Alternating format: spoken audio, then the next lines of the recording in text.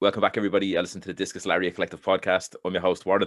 Today, I'm here with one of the boys, Wayne. And we're going to basically chat about our favourite WrestleMania, which is WrestleMania 20. So it happened back in 2004.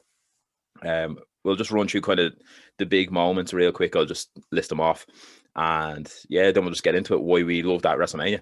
So at WrestleMania 20, we had John Cena's pay-per-view debut. Well, WrestleMania debut against Big Show for the US title. We had The Rock came back. He joined up with Mick Foley, Rock Sock Connection. They fought Evolution.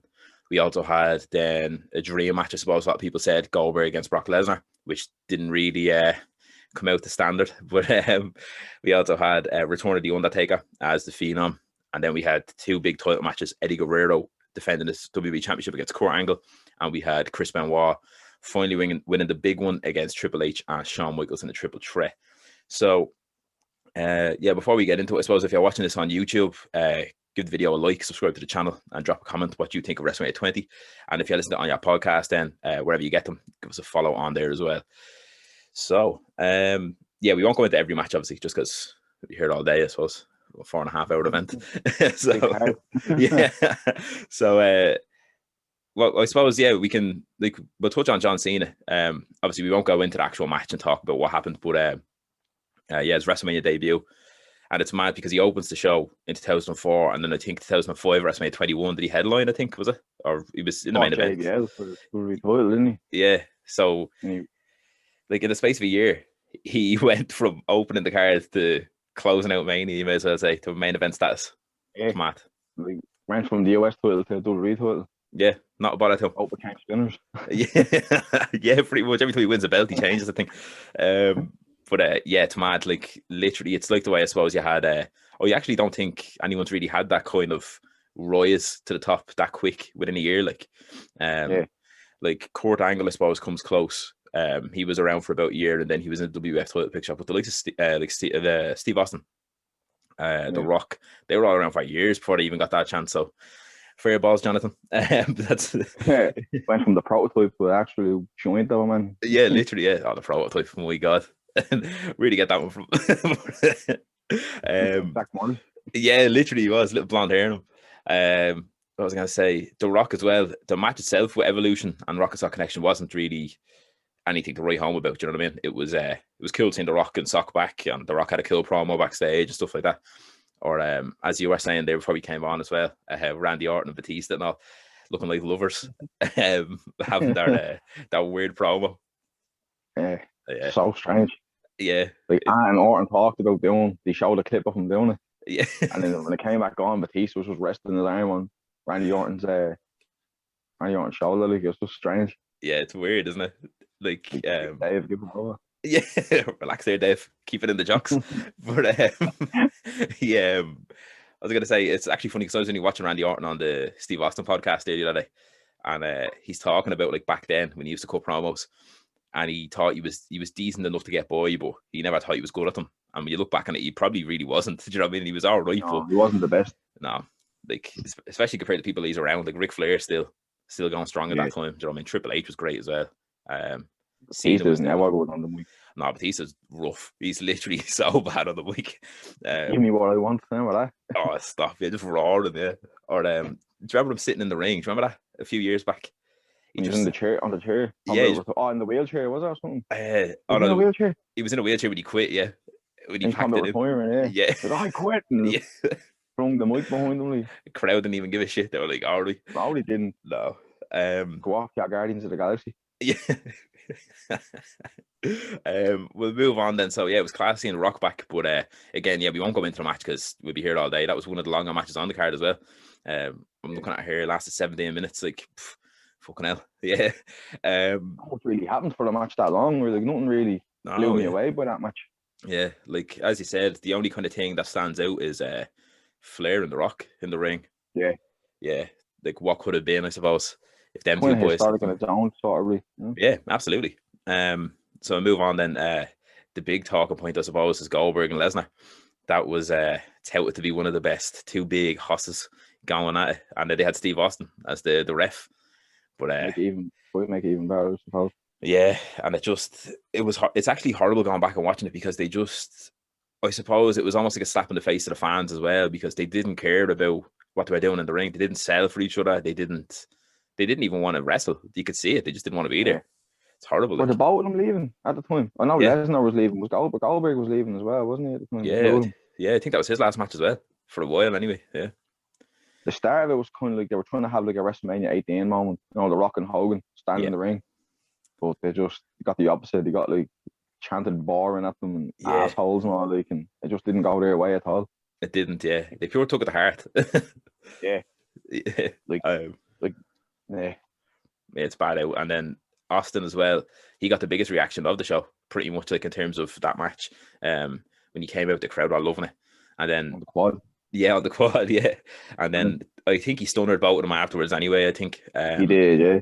So that was kind of to send the fans home happy as well, I suppose. But Yeah.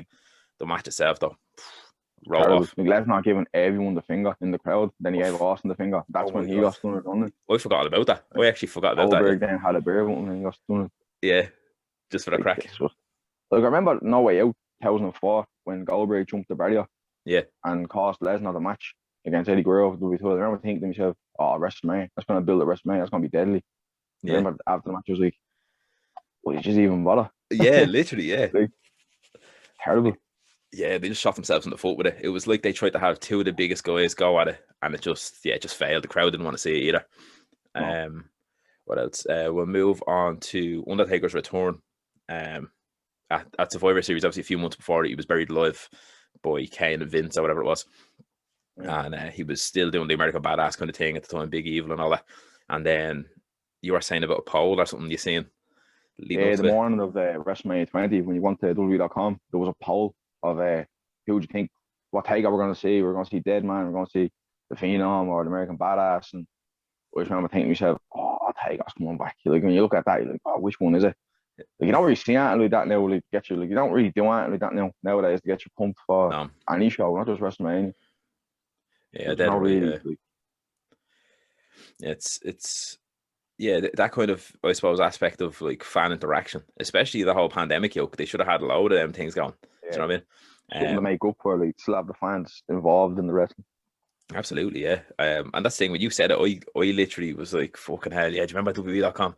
I remember going to Spain on a holiday in 04, and it was just before SummerSlam. I think it was the week before SummerSlam, so I was going to be over there and miss it.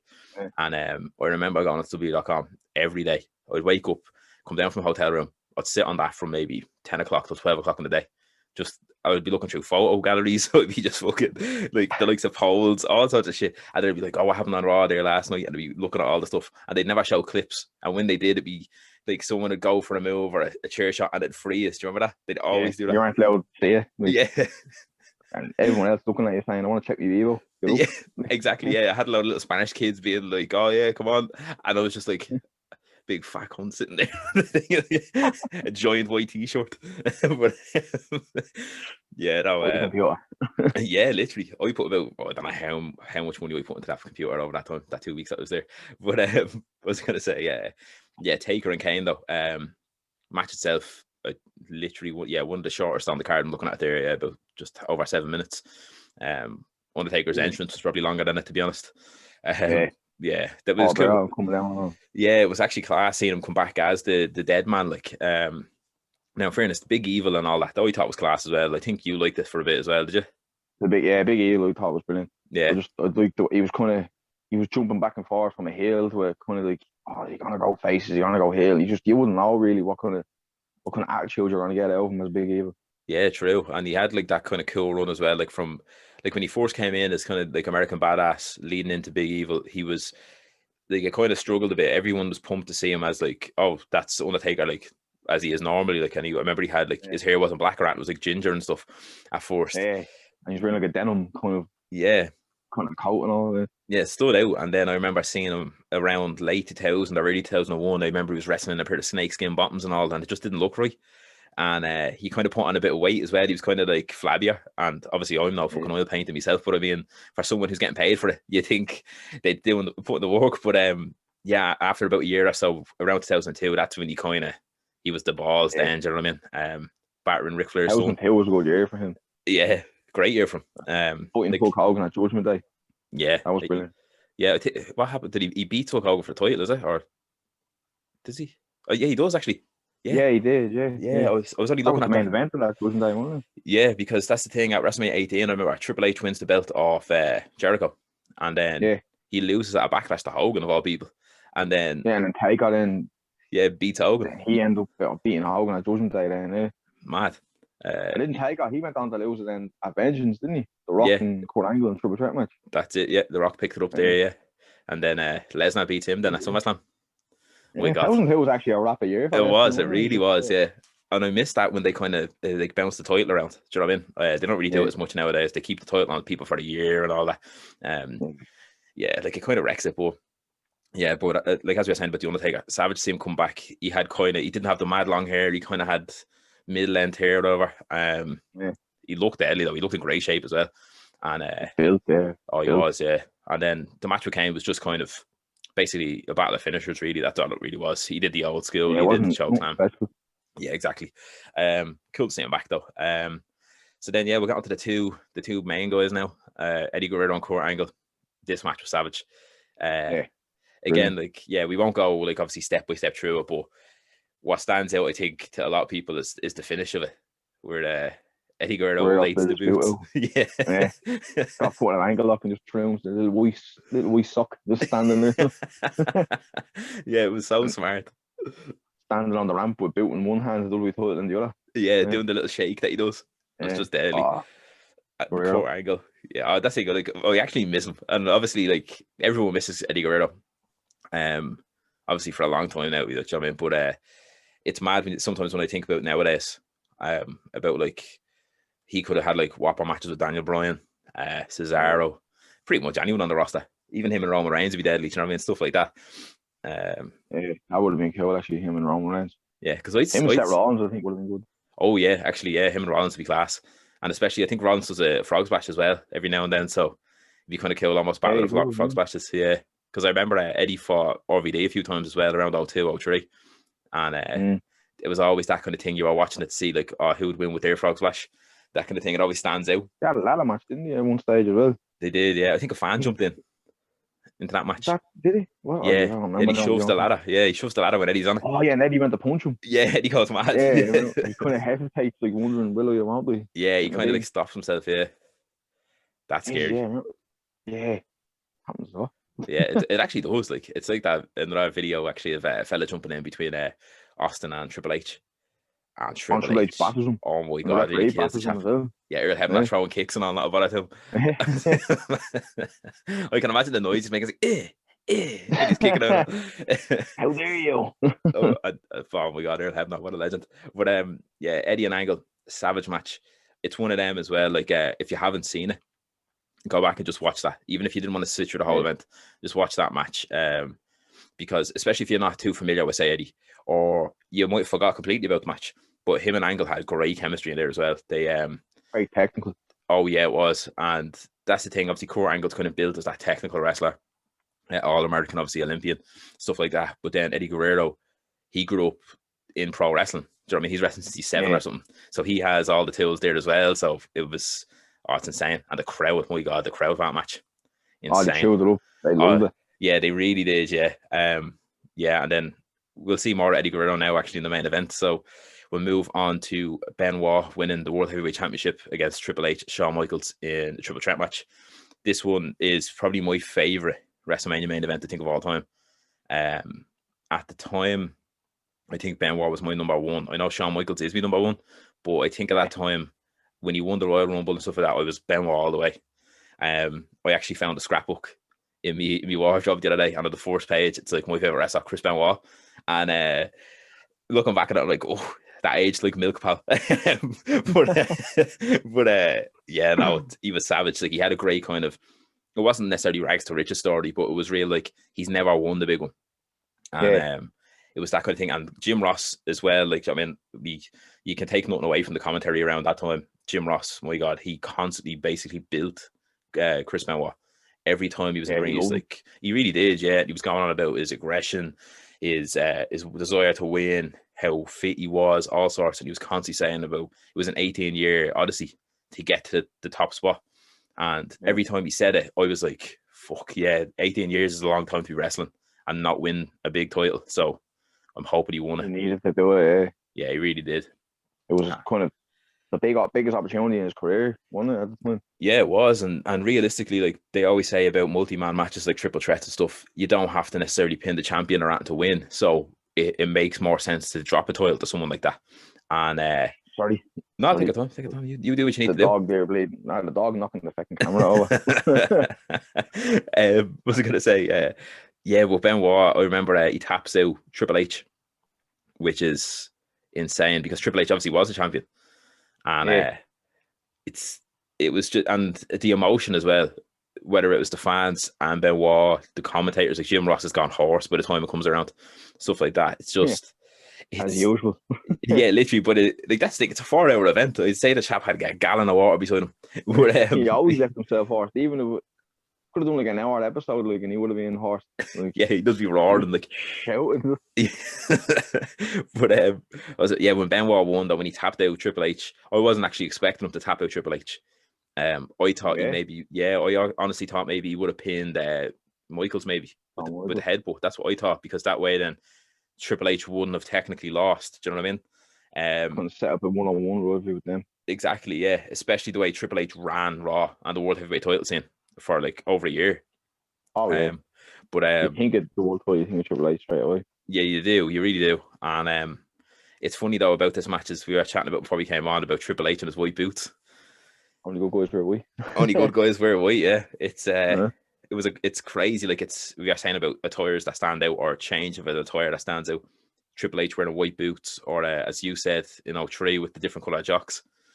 Yeah, it was purple jocks. Yeah, that kind of, you're like, it's weird that he's not wearing black. Yeah, like it's kind of crazy, but that again, I think stuff like that stands out as well. It was almost like Triple H wanted this match to be the number one. Do you know what I mean? He wants it to be remembered for anything it could be remembered by, whether it's his white boots, whether it's dropping the title, whether it's Shawn Michaels hitting that mad moonsault to the outside, which is insane. Do you know what I mean? It's every guy in that match, it was the definition of stealing the show. That's what they all went out with, the same idea. Yeah, he gave it all. Oh, they really did. And afterwards, then Benoit picks up the win. As we said, Jim Ross using a voice box at this stage now. He's gone a horse. And then we had Eddie Guerrero come out then, and they had that hug in the ring, the confetti coming down, both boys with the titles. And it's hard to even think, will we ever see anything like that again? Two guys that have literally dedicated their lives. They've wrestled for so many years to get to that stage. Even WrestleMania with the big titles. Yeah, and it's insane. Like, I think nowadays, if you picked out a wrestler or two that might get something like that, Cesaro's constantly touted of being like, will he ever get to that level? I think he will. Yeah, but it's taken a while. Yeah, he's literally wrestling since 16 or 17. So, oh, is he? Yeah, he's at that level now where he's been wrestling about 15, 16, 17 years now. So, yeah, I think if you ever were going to recreate something like that, obviously you need to have two guys that the fans wanted to push, though. Do you know what I mean? Like, the fans were always behind Guerrero, always behind Benoit. And you'd need that kind of level. So we probably wouldn't ever see it again. I can't think of anyone really, like, two people. Yeah. As you said, like, they have this sort of like, oh, I'm going to go down and hug him. He's at the win the big one. Yeah. I'm going to go down and congratulate him. We can't think of two people who would really do that, like, who would work with. Yeah. Like, the likes of, obviously, when Daniel Bryan won the title at Mania 30, I think it was, when he had the two titles and stuff, like, that was obviously one of them kind of landmark moments. Like, a small guy who, dedicated his life and wins the big one at WrestleMania. So that was cool. But again, in terms of, like, it was almost like they broke all the rules. You would never see someone run down to the ring like that. Do you know what I mean? Oh. And it left everyone with that kind of go home happy feel. Yeah, it really was. Yeah, feel good moment. Great way to say it. And it's just mad now. Obviously, what became after that. Obviously, Eddie then passed away a year and a bit after, in 2005, and then Benoit. Heartbreaking. Yeah, it really is. And then we had the whole Benoit tragedy then in 07. So obviously both men aren't erased from history, but because one is, you'll never really see that on WWE television again when they talk about biggest moment. It's a shame, moments. Really, though, when you think about it. It is, yeah, it's horrible. Because it was. I think if like Benoit didn't do what he did, I think that would always be voted number one as best Mania moment, I think. Well, me personally, it's I can't think of any WrestleMania moment that really tops it. It stands out to me as my favorite WrestleMania moment. Yeah, yeah, Like WrestleMania 20 is my favorite WrestleMania, but Benoit and Eddie Guerrero being in the ring was my favorite part of that WrestleMania, and yeah, still to this day my favorite WrestleMania moment. yeah. I'd agree. In fairness, like I think that is it's just amazing because it's almost like they did it for the fans. You know what I mean? It felt like they were doing it for you. Do you know what I mean? And yeah, it was pure definition of full circle. So it was amazing. But overall, like that Mania card stacked. Do you know what I mean? It really is. And a lot of the matches did deliver. As I said, we won't go into all of them, but there was a bit of I suppose a few kind of forgotten matches that you could say I don't really remember off the top of my head. The tag team ones, there was 2 fatal 4-ways for both sets of tag team titles. Again, you can't really remember off the top of your head, but if you go back and watch them, they probably are good matches. Do you know what I mean? Like I remember watching the SmackDown one, I think it was, with APA were in it, and Scotty Duhati. Yeah, Charlie Hash, Benjamin, Scotty Duhati, Rikishi, and the Bashams, who we were only slagging a few minutes ago. Yeah, two Gimps. That match is actually surprisingly good. I only watched it there a few weeks back. I was just flicking through, it's kind of like almost like forgotten matches, and I watched it, and it's actually all right. And it's mad because Rikishi and Scotty win it, so it felt like they gave the fans a lot. Do you know what I mean? Like Undertaker wins, Benoit wins, Guerrero wins, what you call him, Rikishi and Scotty Duhati win, John Cena wins. It was a lot of good guys winning. Yeah. I never thought of it that way, to be honest with you. Yeah, I'm just going to look at the card here. I think, obviously, even Goldberg was the face going into that match with Lesnar as well. He won. The only... Christian bet Jericho. He'd bet Jericho. The only heel, wouldn't it, to really win, would he? Yeah, him and Chavo Guerrero winning the Cruiserweight Classic. The Cruiserweight. I don't remember much of that. I don't remember much of that Cruiserweight match. I can't remember either. The only thing I remember is Ultimo Dragon slipping when he comes out. That's all I remember. Yeah, and he looks around as if it was someone else's fault. He's looking for someone to blame. Yeah. Who oiled that ground? Does he think of himself? Who oiled that stage? Another thing then that happened actually is Evolution actually they bet Mick Foley and The Rock, so there's another heel team. But yeah, so 3 heel winners. And heel torn as well. With Trish slapping the face off Jericho. Oh my god, yeah, because they were fighting. Christian and Chris Jericho were fighting over Trish and Lita, wasn't it? The whole thing that they would bet $1 Canadian. Yeah. I bet you $1 Canadian. Yeah. And Chris Jericho came out and slapped Chris Jericho back into the Lionheart of his. Oh, stop. Slap the lips off his face, she did. Slap the fake hand up. But, and then Christian ate the face off Trish Stratus then on top of her. Yeah. Oh, literally. Because I would have been, I think, yeah, we would have been at the same age, 11 or 12 or something when this came out. And I remember that match. I watched it the next day. I took the day off school or whatever. I just kept telling me mad I had the shits or something. I don't know. But I was like, I can't go to school. I have to watch WrestleMania and all. So I had it recorded.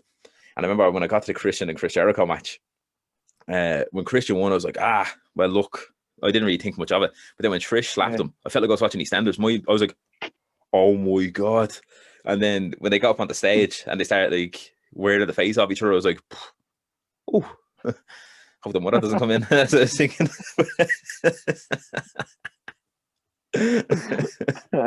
Sitting there like that, just staring at the door. Yeah, it's like back in the day watching Royal Rumble 2000 on Channel 4 and the cat whipping off the top. You're like, and you're just like, oh, it's just wrestling, man. It's just wrestling. Yeah, it's like that must be an ad or something. My. Yeah. Things like that got wrestling banned out of my house when I was younger. Yeah, you and me both. It got banned from Channel 4 as well after that. They didn't show them on pay-per-view. That and nearly killing me brother. My brother trying to give me a spontan bomb and I moved out of the way in the sitting room. Oh my God. He nearly killed him. Yeah, so got banned from the after a while from that as well. The chap can fall into a wheelchair. Fucking hell.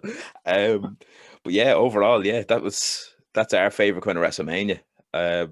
If you haven't watched it, or if you haven't watched WrestleMania 20 in a few years time or something like that, go back and watch it because there's a lot of standout moments on it. And then even another thing that we didn't even touch on was Victoria and Molly Holly. The girls, they were kind of basically being taken off the card in favor of the Playboy match they were doing with Tori Wilson and stuff. And Victoria and Molly Holly were supposed to have a match to begin with, and the producers or something, apparently I think it was the day of Mania or the day before Mania, they were like, we're gonna have to cut that match, we don't have enough time, because the event was 4 hours or something. And Molly Holly was like, well, what if we put a stipulation on it? And they're like, no, sorry, we can't. She's like, her versus her, I'll lose me here, I'll get shaved. And they were like, that's how it happened. yeah, she literally fought for a WrestleMania spot. And I think that's why she's going into the Hall of Fame this year. It's stuff like that stands out, you know what I mean? Fought for our spot, fought for She our chance. literally did, yeah. And like, I suppose if you go back and look at the women's evolution over the past few years and stuff, there is obviously standout moments. Like you had AJ Lee who cut that promo against the Bellas. And then you have obviously the Becky Lynch moment with the blood coming out of her nose and stuff like that. That almost like an Steve Austin moment. Obviously all the 4 horsewomen then in NXT coming up and stuff like that. But also if you go back even further, the likes of Victoria and Molly Holly having a match like that was never done before. Do you know what I mean? You wouldn't really think of it, like, you know. No, like, yeah. You wouldn't think. Yeah, and then like the likes. Edge and... Huh? Yeah, go ahead, yeah, Edge. No, go on, you go on. Oh, I was just gonna say, like the likes of Molly Holly, like she was, she actually paid for Beth Phoenix's training then as well. After. Oh, did she? Yeah, that's how Beth Phoenix got into wrestling. Beth Phoenix couldn't afford it, and Molly Holly was like seeing her at the gym or something. She's like, you know what? Look, yeah, I'll help you out. She gave her took out a loan or something, gave it to her, and that got Beth Phoenix into the wrestling. Yeah, so it's mad. She is like a selfless kind of person. But them kind of matches though, her versus her matches, you'd really see them to begin with. But for a woman, it's uncharted territory, really. It's big, yeah, differently. Yeah, when Edge and Kurt Angle done it, you'd be thinking to yourself, well, Kurt Angle's going bald anyway. Exactly. So, you know, so it probably would have been harder for Edge to do, but for a woman to go in the ring and say, yeah, I'll lose and I'll lose me here. Yeah. Like, fair play, like, definitely deserves a Hall of Fame spot. Especially if they made that up themselves just to get the WrestleMania. Like. Yeah, it's one of them things that, like, how far women's wrestling has come now, I suppose, that they couldn't even get on the card unless they did something like that. And nowadays, you have the girls going out. A main event in WrestleMania. Yeah, so it's come full circle. Mad. Hell in a Cell match and all again. Like, it's brilliant. Yeah, yeah. Last man standing, Hell in a Cell, all sorts. It's crazy. Like, fair balls, yeah. But yeah, WrestleMania 20. Though, looking back on it now, like chatting about it with yourself, it does brings back some good memories. Anyway, I'm like, oh yeah, I love it. I gotta have to go watch it again. It does stand out, yeah. Stands out for so many reasons. Like. Yeah, and obviously being the 20th anniversary, they had a real cool video package at the starting, like where it all begins again and stuff like that. Shane hold the child, Shane and Vince. That's like a Simba thing, Mufasa. That's exactly what it was like. It was really weird, but yeah, it was great though. But yeah, now we're on to WrestleMania 37. So what's that? 17 years ago that WrestleMania was then. That's mad, isn't it, when you think about it? Like, yeah, fuck. How long ago it is. Yeah, I'm hoping I'm doing that match right, but otherwise I'll feel terribly embarrassed. But I think that is right. I'm the wrong person to ask about match. When you're talking about like WrestleMania 37, there, you think about the triple threat match for the Universal title. You couldn't get the same vibe from the triple threat match WrestleMania 20. Like Daniel Bryan trying to get involved, like Shawn Michaels trying to get involved. Yeah. Like Edge won the Royal Rumble, Benoit won the Royal Rumble. You know, Roman Reigns is the champion, Triple H is the champion. You know. That's a great comparison actually, yeah. And Roman Reigns has had it for a while as well, like the way Triple H did. So that's savage, yeah. You know, so it's just mad, like Daniel Bryan and Shawn Michaels both just stuck their noses in that separate rivalries and managed to get a triple threat match over. Yeah, damn, yeah, that's a good show actually, yeah. Holy shit, a lot of comparisons there actually, yeah. Fuck yeah, that's class. That makes me even more excited now for that match, to be honest, at Mania 37. Maybe we'll get someone coming down to the ring and hugging Daniel Bryan if he wins it. Or Edge. Never know. Beth Phoenix will come down and play the part of Eddie Guerrero. Beth Phoenix, come on down. Yeah, the price is right. But I was going to say, yeah, we'll wrap this up then anyway, because otherwise we'll ramble all day then about it. But yeah, Savage WrestleMania, our favourites. Yeah, before we go, hit us up on the socials. @DiscusLaria on Twitter, Discus Larry Collective on Instagram. And then give the video a like, subscribe to the channel if you haven't already, and wherever you get your podcast, give us a follow there. And then just want to say thanks for Wayne for coming on. And thanks for having me. It was good. Yeah, no, but we'll do this again anyway. But yeah, we both love WrestleMania 20, so it made sense to get both of us on chatting about it. It's funny because in my head I was like, God, this is the last 15 minutes. I think we're after chatting for about half an hour. But maybe. Something like that, yeah. But it's grand. If you've listened to it all the way through, we want to say thanks very much as well. So yeah, until next time then, we will talk to you later. See you later.